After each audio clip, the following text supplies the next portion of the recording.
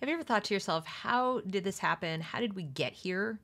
Where did these mobs come from? These young, mostly young mobs of children under the age of 30 who seem to be disconnected from reality and yelling about an America you don't even know. In other words, when you listen to them describe the country, it doesn't bear any resemblance to anything real. And you wonder if they're all ill, like there's something fundamentally missing. If you've ever wondered that, if you've ever thought things like that, I think you should stick around and watch this video.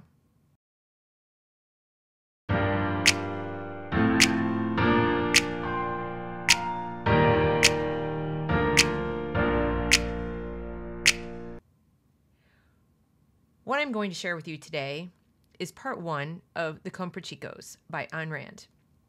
Now, she did not write the first section of what I'm going to read today. That's Victor Hugo. But she translated it, and then she uses that as a framework to structure her essay about American education. It's a vitally important piece, in my opinion, for understanding what's going on today. So I'm going to read it to you, part one. I'm going to contextualize it for you, pulling in things we're seeing, critical race theory, the Biden's push for universal preschool, and hopefully you'll see the same connections I do. And hopefully you'll begin to raise the alarm for other people. Share this video with them, or just the article, or just the ideas. It doesn't really matter to me. I'm here to propagate ideas. Hopefully good ones. I think they are. Otherwise I wouldn't repeat them. But this is one of my longer videos. I hope you will treat it somewhat like a podcast. You can listen. You certainly don't need to watch. But it is a bit of a read-along plus commentary. So, without further ado, The Comprachicos, Part 1. Ayn Rand wrote The Comprachicos back in the 1970s, and it's just another example of her being a soothsayer, a prophet. I hate to use the kind of terms that imply there's something mystical about what she did. The woman was a genius. She just had a knack for looking around at the world and analyzing it using her mind, her rational mind, and drawing conclusions that are actually supported by evidence. The problem is those of us who have either not seen it or not wanted to see it all this time, or who never read her works. I mean, I've read most of what she's written, but I hadn't read this. Just didn't know. And if you think about it, the establishment media, the establishment politicians and teachers, educational institutions had an interest in burying her work and denigrating her and making her out to be a freak and a kook and a horrible, horrible human being. That way, you would never be inclined to read anything she wrote. And when I go through this work with you, you might see why. If you've not had the patience or time to read Atlas Shrugged or Anthem or We the Living or any other things, Fountainhead, or if maybe you did back in college and someone persuaded you that that was a kooky thing to do or made you an immoral person, a hateful person, an uncaring person, maybe you set it to the side. Or maybe you've never picked up anything she's written for the same reasons. Whatever the case. I hope you will listen, have an active mind, and allow yourself to hear what's being said in the context of what we're facing today with education. Because we're not just facing it today. We've faced it since at least the 70s when she wrote this, probably longer ago. If you go back and watch my series on John Taylor Gatto, I think he would probably agree with her. If he ever referenced her, I didn't notice, but I'm going to go back and look at some point because I have to wonder. They say things that are eerily similar. The Comprachicos. The Comprachicos, or Comprachicos, were a strange and hideous nomadic association famous in the 17th century, forgotten in the 18th, unknown today. Comprachicos, as well as Comprachicos, is a compound Spanish word that means child buyers. The Comprachicos traded in children. They bought them and sold them. They did not steal them. The kidnapping of children is a different industry. And what did they make of these children? Monsters. Why monsters? To laugh. The people need laughter, so do the kings. Cities require sideshow freaks or clowns. Palaces require jesters. To succeed in producing a freak, one must get hold of him early. A dwarf must be started when he is small. Hence an art. There were educators. They took a man and turned him into a miscarriage. They took a face and made a muzzle. They stunted growth. They mangled features. This artificial production of teratological cases had its own rules. It was a whole science. Imagine an inverted orthopedics. Where God had put a straight glance, this art put a squint. Where God had put a harmony, they put deformity. Where God had put perfection, they brought back a botched attempt. And in the eyes of connoisseurs, it is the botched that was perfect. The practice of degrading man leads one to the practice of deforming him. Deformity completes the task of political suppression. I'm going to stop for a second. Think about that. Deformity completes the task of political suppression. Why? Because it's permanent. The Comprachicos had a talent to disfigure. That made them valuable in politics. To disfigure is better than to kill. There was the iron mask, but that is an awkward means. One cannot populate Europe with iron masks. Deformed mountebanks, however, run through the streets without appearing implausible. Besides, an iron mask can be torn off. A mask of flesh cannot. To mask you forever by means of your own face, nothing can be more ingenious.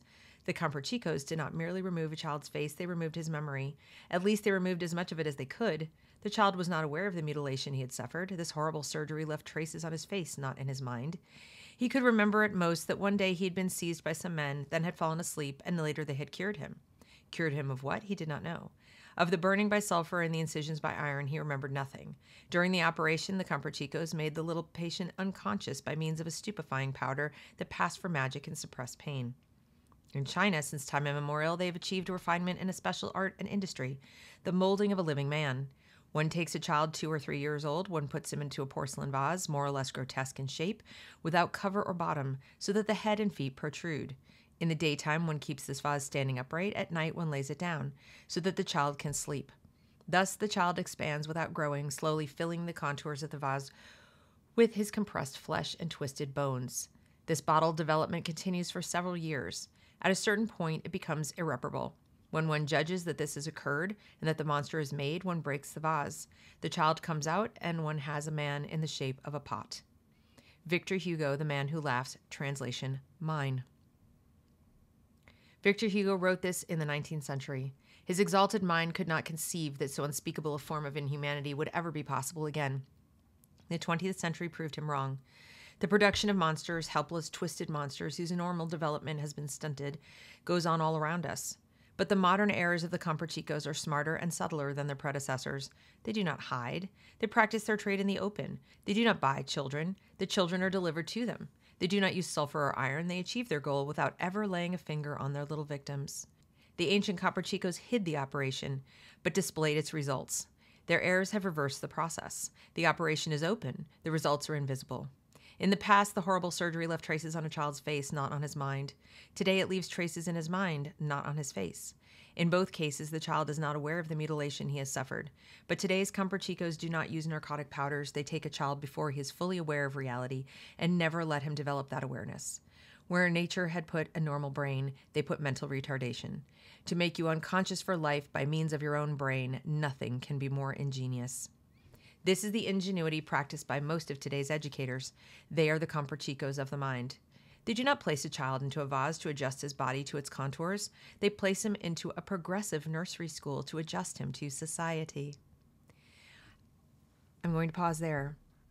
As I begin to read the rest of this section, and I'll let you know when I'm done with the section I'm talking about, I want you to consider that the Biden administration recently announced they want to push for universal preschool, or nursery school, as she calls it, starting at age 3. I want you to think about that as you hear these words. The progressive nursery school starts a child's education at the age of 3. Their view of a child's needs is militantly anti-cognitive and anti-conceptual. A child of that age, they claim, is too young for cognitive training. His natural desire is not to learn, but to play. The development of his conceptual faculty, they claim, is an unnatural burden that should not be imposed on him. He should be free to act on his spontaneous urges and feelings in order to express his subconscious desires, hostilities, and fears.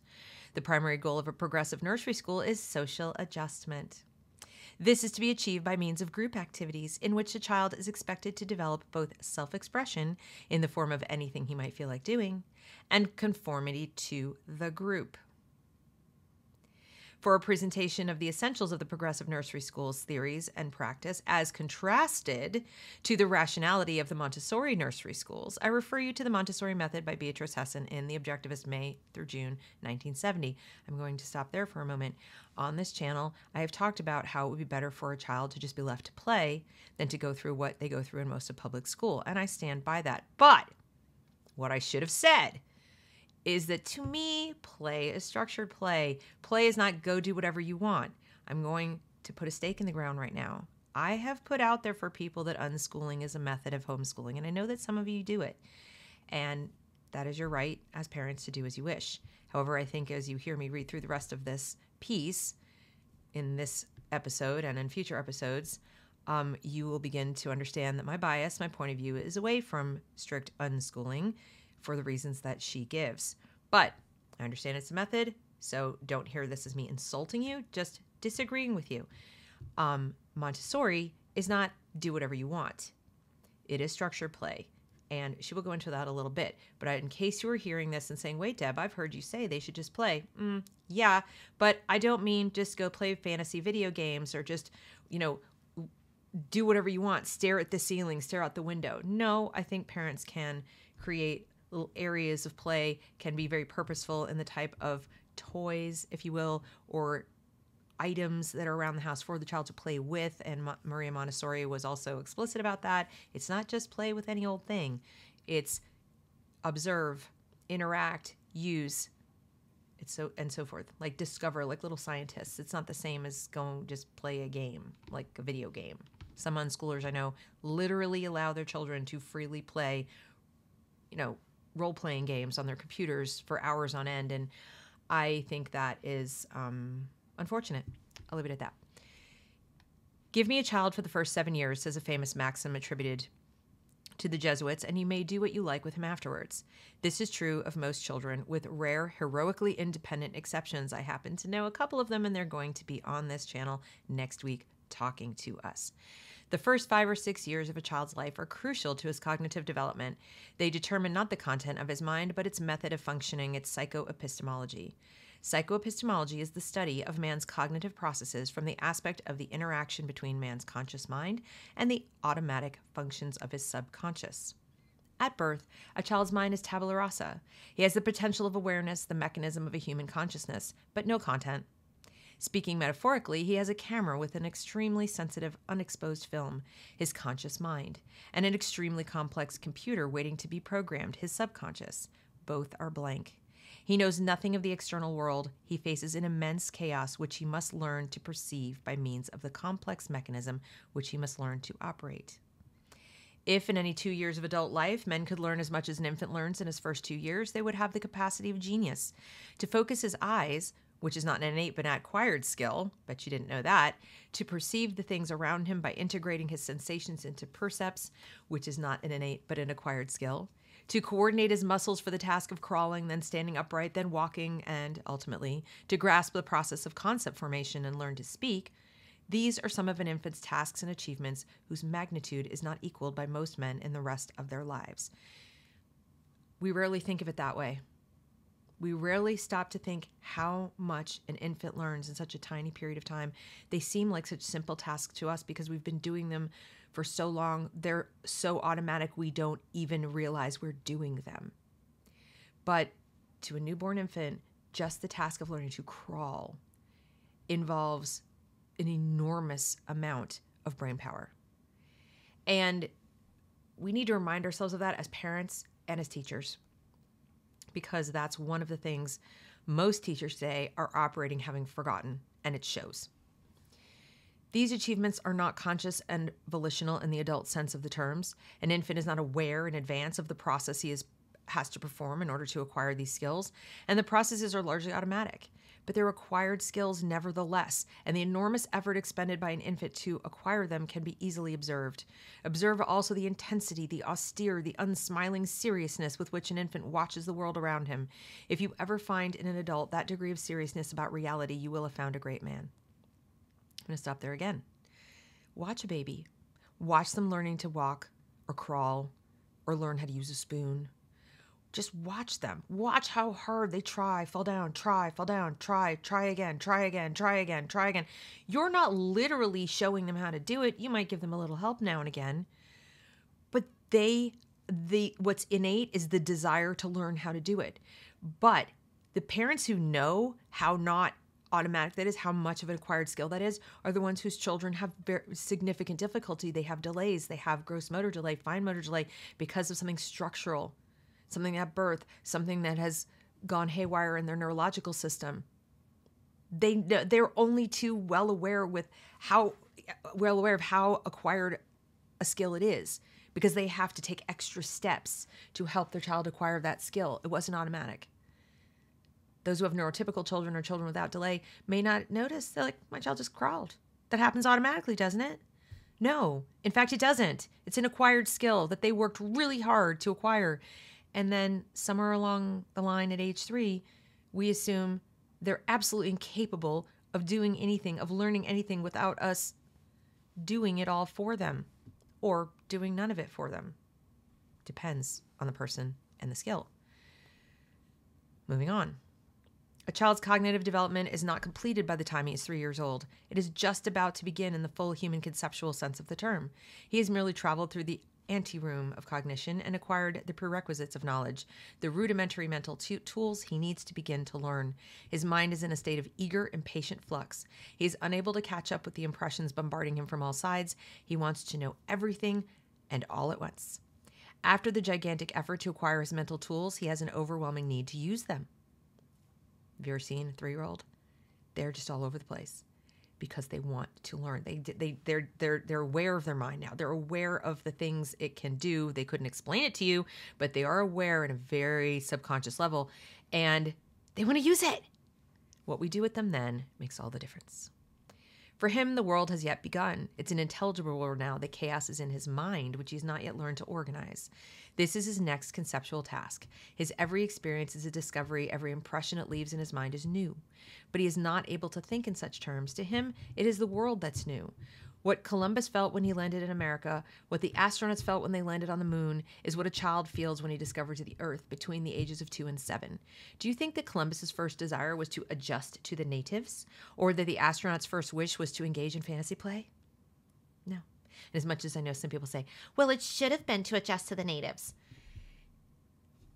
You cannot possibly, with your mind today, imagine what it must have been like to have gone from a world that didn't know that this entire world existed on this side of the ocean to now it exists, and you're coming across people you did not even know existed, never mind expected to find. And their ways are so radically different from yours, and you have no language, no ability to deal with them on any level. Adjusting to them is probably not your first order of business. It's probably figuring out how to dominate the situation so that you and the people you brought with you can survive. And as cruel and base and rudimentary as that might sound to you, I would challenge you to consider the possibility that if you took the native tribes and put them in a boat and sent them to a place with a less developed tribe that didn't have weapons as good as theirs and didn't have the ability to dominate them, that they would have done exactly the same. They would have done exactly the same, because that is a human impulse. Hierarchy is a human thing. It just is. For us to sit here now with our present day mindset and say, well, no, we should just shook hands and made friends and everything. That is just not how the mind of a person in 1492 was operating. Okay. It's just not the way it worked. And you can hate him and you can say what he did was terrible, and that's fine. That's your right. But since I just read about him, I don't want people bombarding me or stopping the video right here and saying, but he was a terrible person. Please sign off right now. Don't watch the rest of this video because you're not the target audience. It's merely an example. This is a child's position at about the age of 3. The next 3 or 4 years determine the brightness or the misery of his future. They program the cognitive functions of his subconscious computer. The subconscious is an integrating mechanism. Man's conscious mind observes and establishes connections among his experiences. The subconscious integrates the connections and makes them become automatic. For example, the skill of walking is acquired, after many faltering attempts, by the automatization of countless connections controlling muscular movements. Once he learns to walk, a child needs no conscious awareness of such problems as posture, balance, length of step, etc. The mere decision to walk brings the integrated total into his control. Again, have you ever watched a child learn to walk? Parents have. I'm not sure every teacher has, and that's really important. Remember that, parents. But if you have, you sort of understand at a base level, you understand all of these little trial and error observations, change it up a bit, that a child makes. And this is often before they can speak very well, that they learn to do this. That they obviously have the ability to try, fail, improve a little, learn, take into account all of these different things like a little computer. So just something to think about. A mind's cognitive development involves a continual process of automation. For example, you cannot perceive a table as an infant perceives it. It's as a mysterious object with 4 legs. You perceive it as a table, i.e., a man-made piece of furniture serving a certain purpose belonging to human habitation, etc. You cannot separate these attributes from your sight of the table. You experience it as a single indivisible percept. Yet, all you see is a 4-legged object. The rest is an automatized integration of a vast amount of conceptual knowledge, which, at one time, you had to learn bit by bit. The same is true of everything you perceive or experience. As an adult, you cannot perceive or experience in a vacuum. You do it in a certain automatized context. And the efficiency of your mental operations depends on the kind of context your subconscious has automatized. It's very important. The efficiency of your mental operations depends on the kind of context your subconscious has automatized. Learning to speak is a process of automation, the use, i.e., the meaning and the application of concepts, and more. All learning involves a process of automatizing, i.e., first acquiring knowledge by fully conscious, focused attention and observation, then of establishing mental connections which make that knowledge automatic, instantly available as a context, thus freeing man's mind to pursue further and more complex knowledge. The process of forming, integrating, and using concepts is not an automatic, but a volitional process, i.e., a process which uses both new and automatized material, but which is directed volitionally. It is not an innate, but an acquired skill. It has to be learned. It is the most crucially important part of learning, and all of man's other capacities depend on how well or how badly he learns it. This skill does not pertain to the particular content of man's knowledge at any given age, but to the method by which he acquires and organizes knowledge, the method by which his mind deals with its content. The method programs his subconscious computer, determining how efficiently, lamely, or disastrously his cognitive processes will function. The programming of a man's subconscious consists of the kind of cognitive habits he acquires. These habits constitute his psychoepistemology. It is a child's early experiences, observations, and subverbal conclusions that determine this programming. Thereafter, the interaction of content and method establishes a certain reciprocity. The method of acquiring knowledge affects its content, which affects the further development of the method, and so on. I'm going to pause there a moment. The method currently of a child acquiring knowledge in our present-day schooling system is through schooling. Schooling is a method. It's a method of acquiring knowledge. It's where you arrive at a building or group of buildings. You present yourself to a group of adults who are presumed experts at whatever it is they're about to teach you. You're told this. They are the teacher. You are the student. The arrangement is that you receive and they give. That's the power dynamic, and that is literally the structural dynamic. Even if they put you in groups and give you things to quote-unquote discover, they chose the things, they chose the questions, they chose the assignment, they chose what you're supposed to learn. That is the method. That will define what you actually do learn, because your job is to please them, because they give you a grade or an evaluation. They score you. So what you're learning is not just the information they put in front of you. That's part of it. And if it's good information, yay. If it's bad, oh dear, because now we have the double whammy of it's not that great information, and the method by which you're acquiring it is not volitional, really.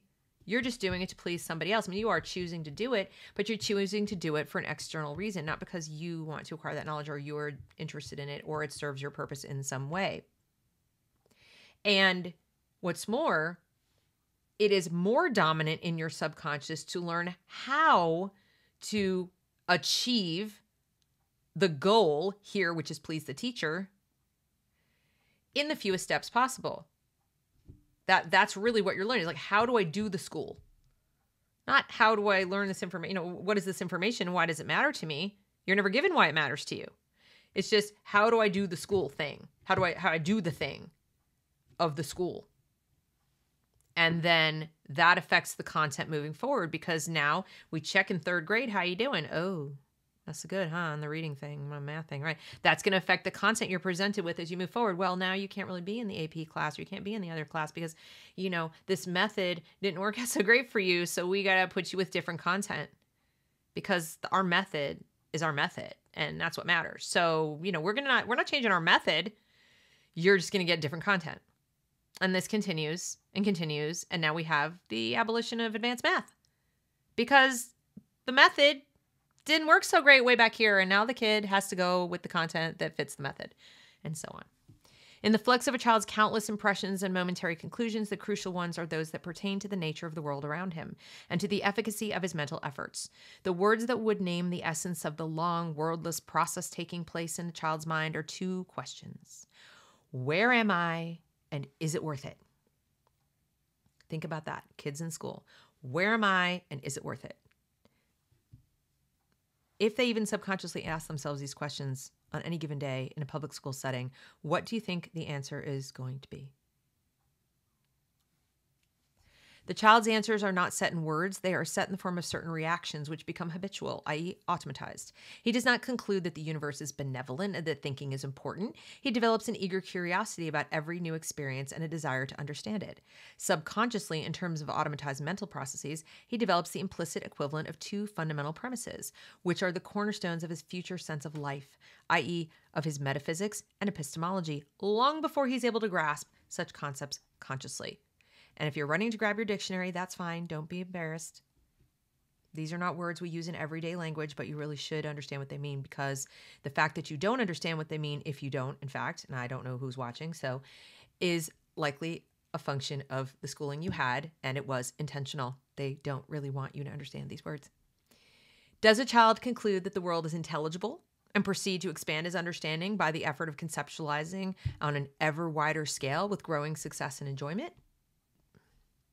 Or does he conclude that the world is a bewildering chaos, where the fact he grasped today is reversed tomorrow, where the more he sees, the more helpless he becomes? And consequently, does he retreat into the cellar of his own mind, locking its door?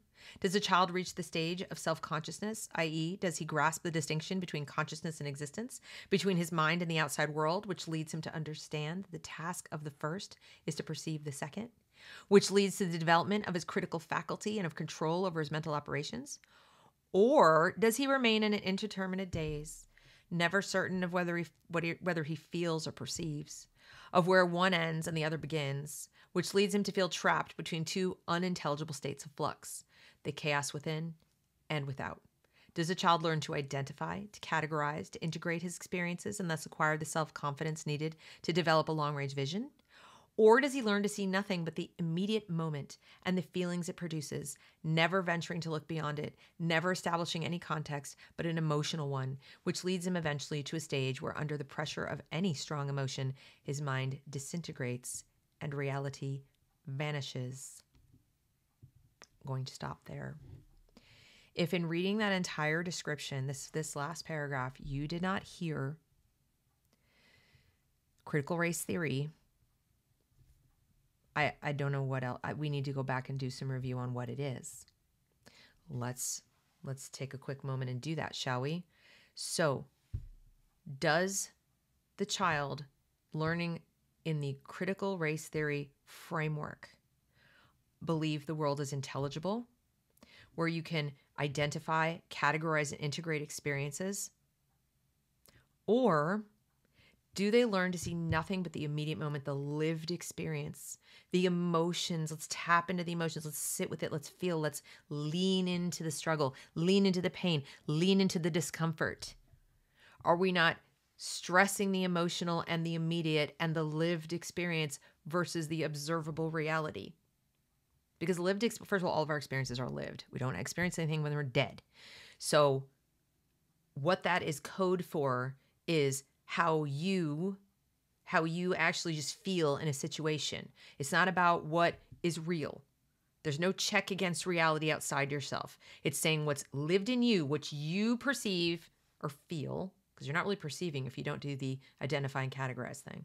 But what you feel in a situation is reality. That's what microaggressions are about. That's what impact over intent is about. It's placing those things, that chaos, above, the disintegration above reality. It's no accident, my friend Onar tells me, that integrity derives from integrate. Let's continue. These are the kinds of issues and answers that program a child's mind in the first years of his life, as his subconscious automatizes one set of cognitive psychoepistemological habits or the other, or a continuum of degrees of precarious mixtures between the two extremes. The ultimate result is that by the age of about 7, a child acquires the capacity to develop a vast conceptual context which will accompany and illuminate his every experience, creating an ever-growing chain of automatized connections, expanding the power of his intelligence with every year of his life.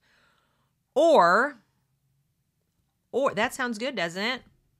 By the age of 7, you have the capacity to develop this amazing conceptual context that will illuminate experience while this ever-growing chain of automatized connections.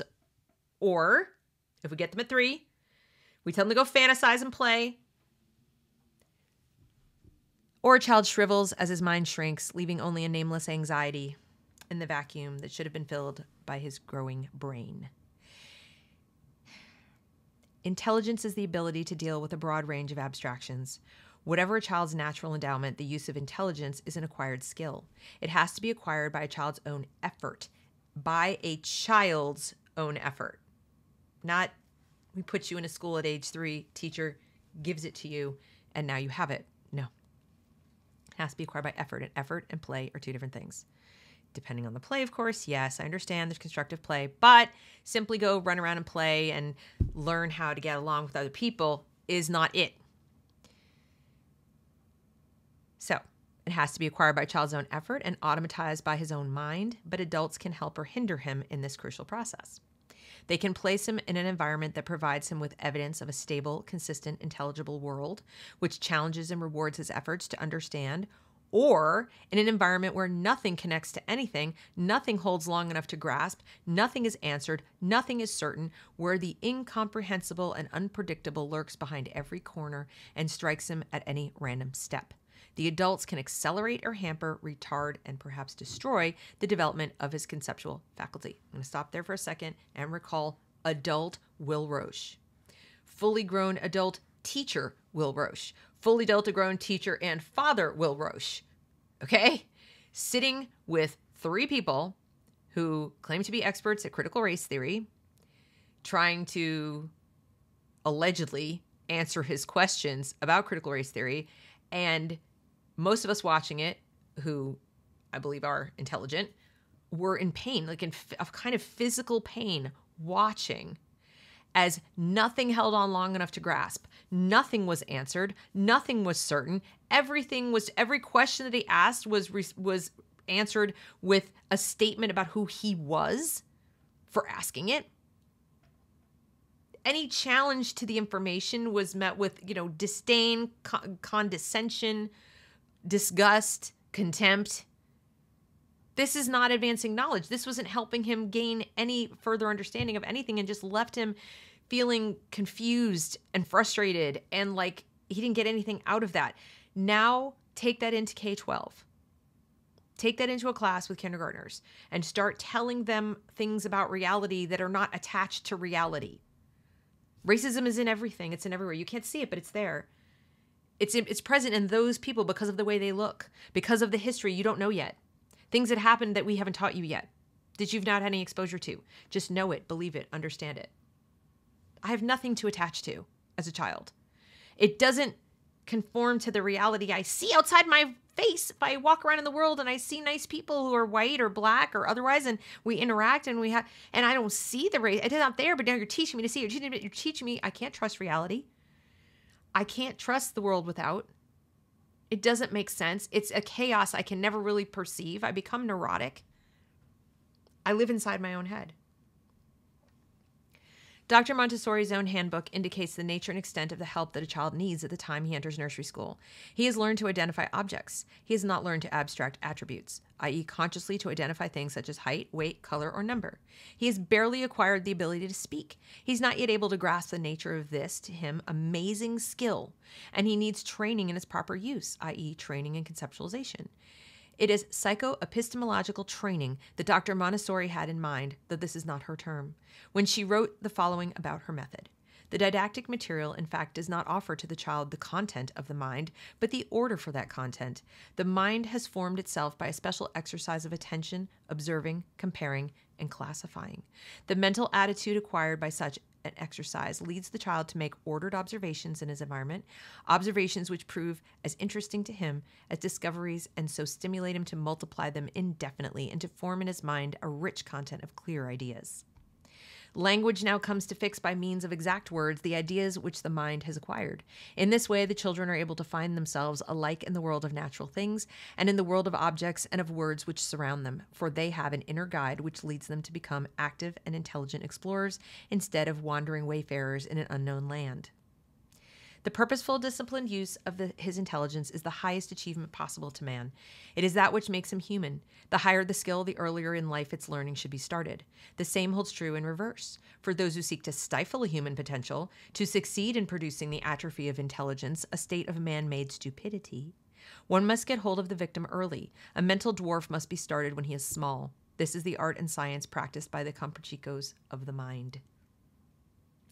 Remember when I said at the beginning, think about universal preschool, telling parents we need to have your kid at 3 for their benefit.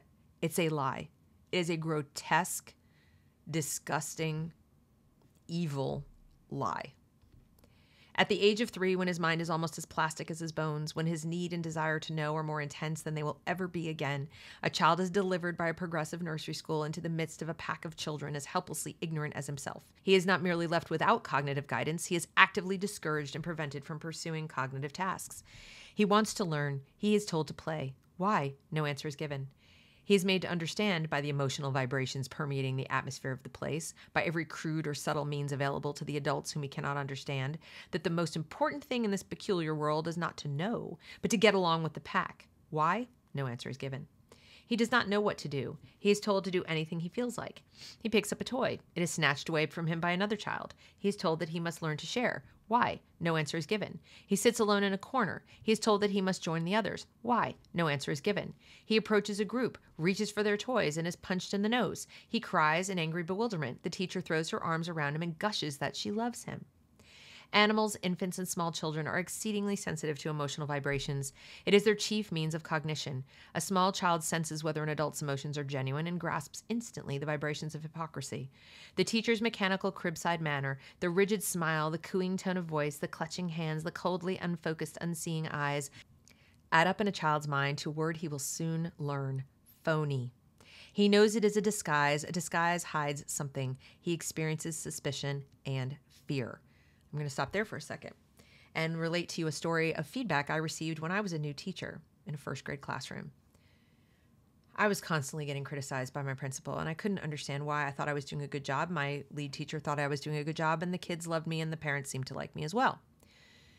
She pulled me aside and said that I was not nurturing enough. I said, "Can you explain what you mean by nurturing?" And she said, "Well, you speak to the children like they're little adults." I said, "Can you give me an example?" And she told me of a lesson she'd observed me teaching, and I didn't hear that at all. I spoke to them as I am, as you see me. Maybe I used words that were slightly smaller, but otherwise, I spoke to them as I really am. I was myself. And myself is not gushy. I don't use like a fake smile. I don't do that with my students in a first grade class. I don't. They are human beings, and I know, because I remember, I have a keen memory, and maybe it's because I went to Montessori school, of feeling that feeling, of recognizing that phoniness. And I remembered it. And I remember thinking to myself, when I'm a teacher, I'm just going to be me, because kids can smell it a mile away when you're phony. They know. And then they're not going to trust you. And if they don't trust you, they're not really going to learn from you. So I made it a goal to just be myself, to be real. I hate to use the word authentic. It's overused, but to be real, to be me. Kids do know it's a disguise. and a disguise hides something, and children know to fear it. They experience suspicion and fear. A small child is mildly curious about, but not greatly interested in, other children of his own age. In daily association, they merely bewilder him. He's not seeking equals, but cognitive superiors, people who know. Observe that young children prefer the company of older children or of adults, that they hero worship and try to emulate in an older brother or sister. A child needs to reach a certain development, a sense of his own identity, before he can enjoy the company of his peers. But he's thrown into their midst and told to adjust. Adjust to what? To anything. To cruelty, to injustice, to blindness, to silliness, to pretentiousness, to snubs, to mockery, to treachery, to lies, to incomprehensible demands, to unwanted favors, to nagging affections, to unprovoked hostilities, and to the overwhelming, overpowering presence of whim as the ruler of everything. Why these and nothing better? Because these are the protective devices of helpless, frightened, unformed children who are left without guidance and are ordered to act as a mob. The better kinds of actions require thought. Sound familiar? You starting to catch on where I'm going with this? A 3-year-old delivered into the power of a pack of other 3-year-olds is worse off than a fox delivered to a pack of hounds. The fox, at least, is free to run. The 3-year-old is expected to court the hounds and seek their love while they tear him to pieces. After a while, he adjusts. He gets the nature of the game, wordlessly by repetition, imitation, and emotional osmosis, long before he can form the concepts to identify it. Some of you have asked on this channel, where did this mob come from? Why so many mob mentality? Why so many sociopaths who seek only the approval of the mob? Why do you think? This is what they were taught. This is literally what they were taught. What we're seeing now with the present millennial generation and below, and whatever the generation is below them, was it Gen Z or something? This is the daycare generation. This is the generation that was quite literally thrown in at whatever age, just get along, play and get along. Then they're put in a school where it's the same thing, all the same age, peer group. What about socialization? Is this what you wanted for your child? Because this is what socialization looks like in a school. And then maybe you're one of the lucky ones. You think, well, my child had a fine experience. Yes, your child is probably one of the pack who's busy beating up on others of the pack, and you just don't know it. Congratulations. Maybe your child is a leader of the pack, but your child is still not their own person. Or maybe they're one of those heroic individuals that you're just lucky enough to have as your child who isn't succumbing to the pack because there are other things going on at home that overcome that. Perhaps a very rare number of people are like that, but most are not. So, something to think about. He learns not to question the supremacy of the pack. He discovers that such questions are taboo in some frightening supernatural way. The answer is an incantation vibrating with the overtones of a damning indictment, suggesting that he is guilty of some innate, incorrigible evil. Don't be selfish. Thus, he acquires self-doubt before he's fully aware of his self. Fast forward, he or she is an adult or a teenager on social media, worried about cancellation. How much is the child thinking for him or herself? Again, I refer you back to our grandparents, many of whom had the good sense to teach us, if your friends jumped off a bridge, would you follow? We stopped that teaching a long time ago. We also stopped teaching the sticks and stones may break my bones, but names will never hurt me lesson, which was extremely wise advice. We just stopped giving it, and we've gone with the opposite. He learns that regardless of what he does, whether his action is right or wrong, honest or dishonest, sensible or senseless, if the pack disapproves, he is wrong, and his desire is frustrated. If the pack approves, then anything goes. Thus, the embryo of his concept of morality shrivels before it is born. He learns that it's no use starting any lengthy project of his own, such as building a castle out of boxes. It will be taken over or destroyed by others. He learns that anything he wants must be grabbed today, since there is no way of telling what the pack will decide tomorrow. Thus, his groping sense of time continuity of the future's reality is stunted, shrinking his awareness and concern to the range of the immediate moment. He is able and motivated to perceive the present. He is unable and unmotivated to retrain the past or project the future. But even the present is undercut. Make-believe is a dangerous luxury, which only those who have grasped the distinction between the real and the imaginary can afford. Cut off from reality, which he has not learned fully to grasp, he is plunged into a world of fantasy playing. He may feel a dim uneasiness at first. To him, it is not imagining, it is lying. But he loses that distinction and gets into the swing. The wilder his fantasies, the warmer the teacher's approval and concern. His doubts are intangible, the approval is real. He begins to believe his own fantasies. How can he be sure what is true or not? What is out there and what is only in his mind? Thus, he never acquires a firm distinction between existence and consciousness. His precarious hold on reality is shaken and his cognitive processes subverted. And now enter CRT to teach him to do that explicitly. Impact matters more than intent. What you feel is more important than observable reality. Don't ask for examples and evidence. That makes you a bad person. His desire to know dies slowly. It is not killed. It is diluted and swims away. Why bother facing problems if they can be solved by make-believe? Why struggle to discover the world if you can make it become whatever you wish by wishing? Why struggle to solve the problems if you can simply call them racist? Or the product of racism. It's just racism. So what we need to do is we need to punish the racists. The racists look like this. Go demand and expect things from them. And that will make the racism go away in the system. We don't need to actually solve the problem. We just need to solve the people. If that sounds scary to you, it should. His trouble is that the wishing also seems to fade. He has nothing left to guide him except his feelings, but he's afraid to feel. The teacher prods him to self-expression, but he knows that this is a trap. He's being put on trial before the pack to see whether he fits or not. He senses that he is constantly expected to feel, but he does not feel anything, only fear, confusion, helplessness, and boredom. He senses that these must not be expressed, that there is something wrong with him if he has such feelings, since none of the other children seem to have them. That they are all going through the same process is way beyond his capacity to understand. They seem to be at home. He's the only freak and outcast. You have no idea what's going on in another person's head.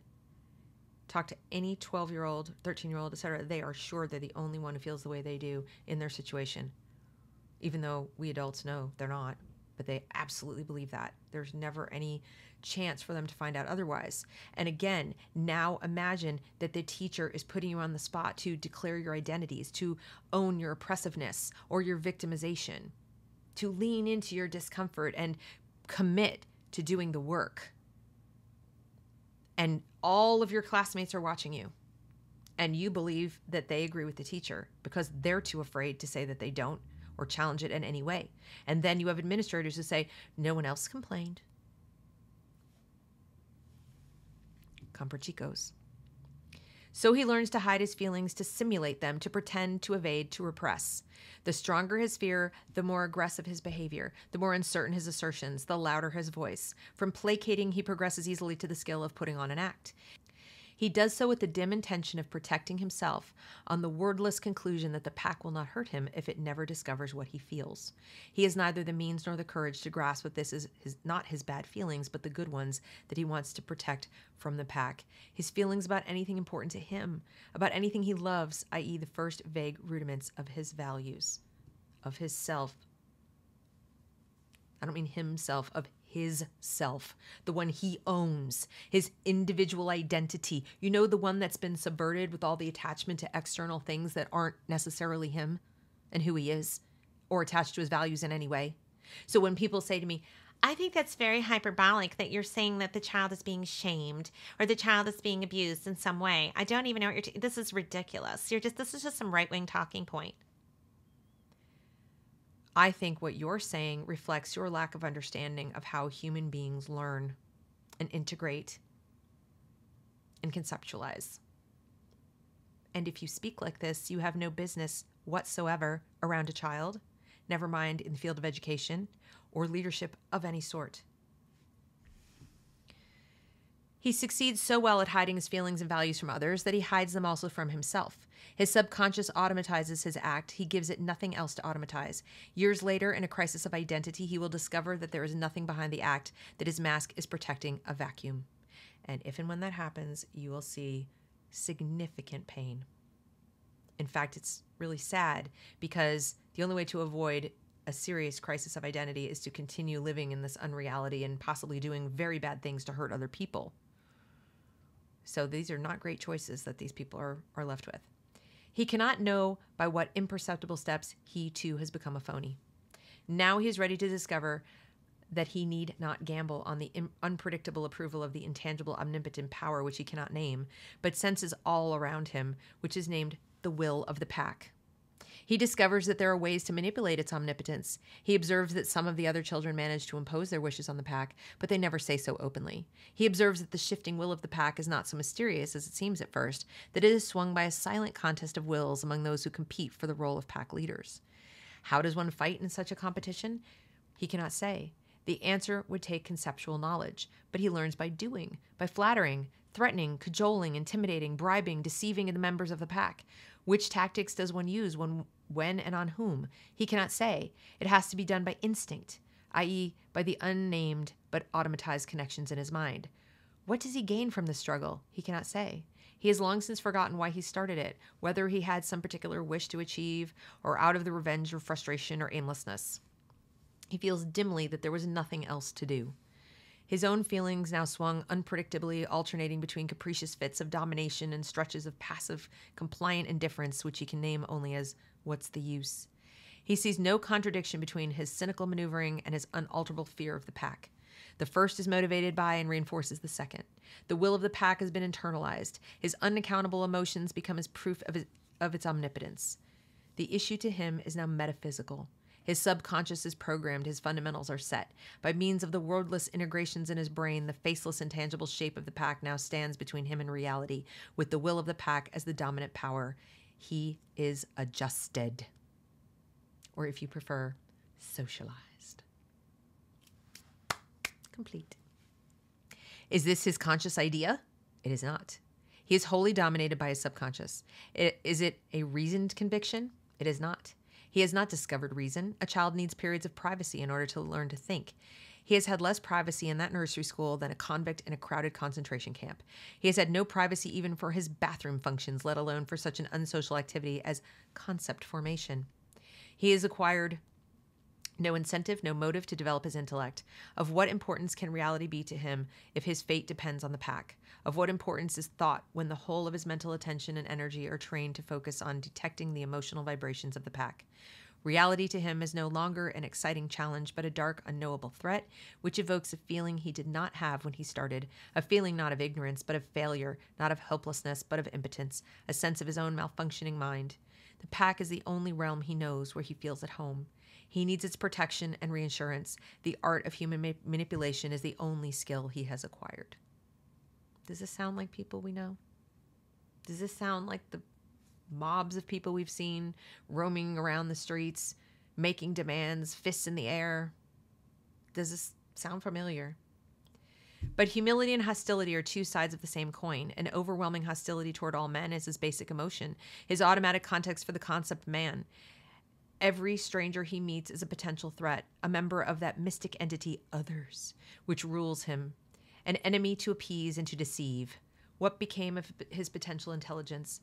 Every precondition of its use has been stunted. Every prop supporting his mind has been cut. He has no self-confidence, no concept of self, no sense of morality, no sense of time continuity, no ability to project the future, no ability to grasp, to integrate, or to apply abstractions, no firm distinction between existence and consciousness, no values, with the mechanism of repression paralyzing his evaluative capacity.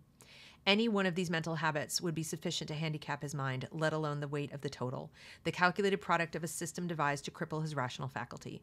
At the age of 5.5, he is ready to be released into the world, an impotent creature, unable to think, unable to face or deal with reality, a creature who combines brashness and fear, who can recite its memorized lessons but cannot understand them, a creature deprived of its means of survival, doomed to limp or stumble or crawl through life in search of some nameless relief from a chronic, nameless, incomprehensible pain. The vase can now be broken. The monster is made. The Comprachicos of the mind have performed the basic surgery and mangled the wiring, the connections in his brain. But their job is not completed. It has merely begun.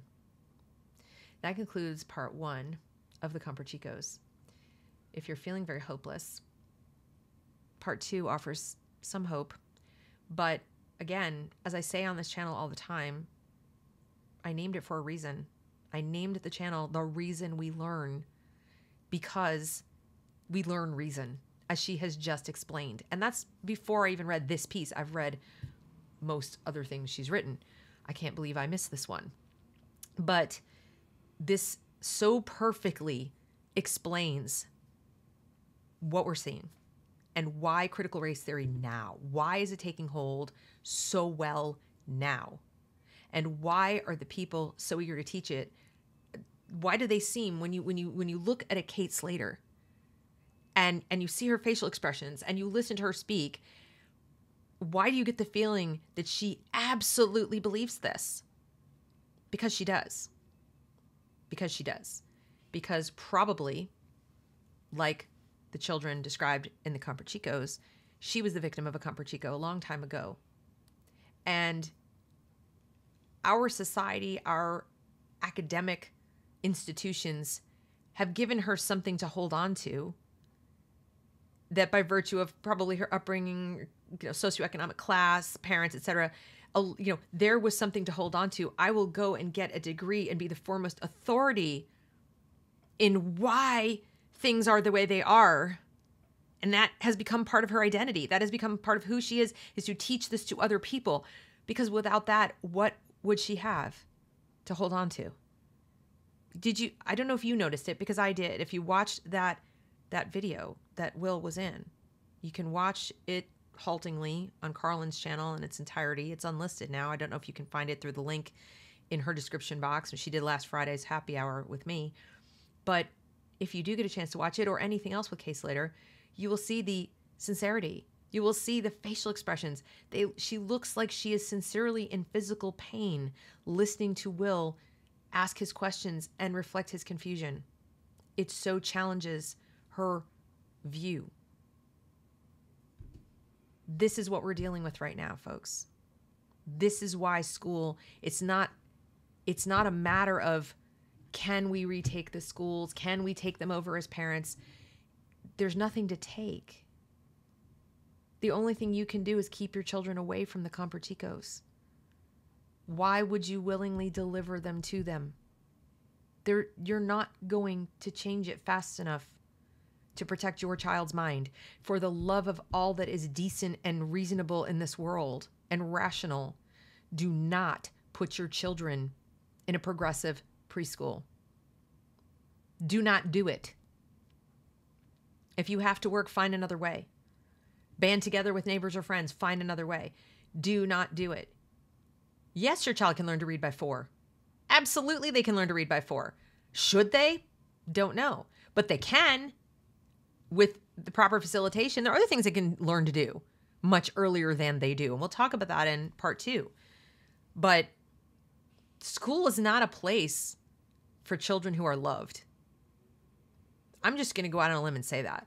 If you love your child, school is not the place for your child. There are people there actively trying to steal your child's future, to put an iron mask on their mind. Except the mask can be taken off easily. It's more like a scar. They're trying to put scar tissue over that mind. And people have asked me, is it intentional? And I'm always torn about this one, because I believe it's a mixture. I believe that many of the teachers who go to work in the system are sincere and desperately want to reach those individual students they can to help protect their minds. They are sort of like going into the Comprachicos camp to try to shield or abscond with some of the children to save them. I just don't think they're successful with most. I also think they're extraordinarily rare. I think there are some teachers who have simply been brainwashed in the same way and think this is fabulous and wonderful and gives them a sense of power in the pack. So they go teach. And I think the people in charge of the entire institution are pure evil incarnate. You'll notice there is a sizable number of them who have no children, or who did not themselves send their children to public school, or who did not themselves raise their children, and possibly even have strained relationships with their children. There's something decidedly misopoeic, child hatred running through it all.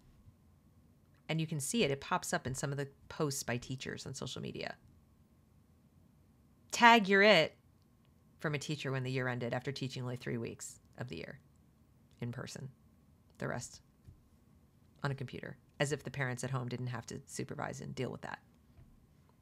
Just didn't do anything. They're not really parenting. Tag you're it. There is a disdain and a contempt for parents and their children. Our children are a means to a paycheck for millions of people. And I hate to come to you with this dark, sinister tone, but I care about children. That's why I do this. So I'm not going to lie to you. I'm going to tell you the truth. That is the video for today. As I said, I will try to make part 2 as soon as I possibly can. I will put the link to the entire article in the description box. You can certainly read ahead.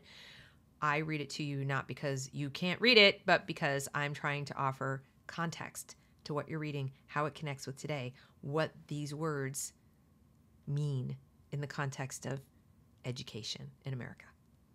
Thanks for watching. As always, if you like this content, please consider subscribing to the channel, joining my locals community, like, share, comment, all of the above. Greatly appreciated. You can also support this channel by several means listed below in the description section. Thanks so much.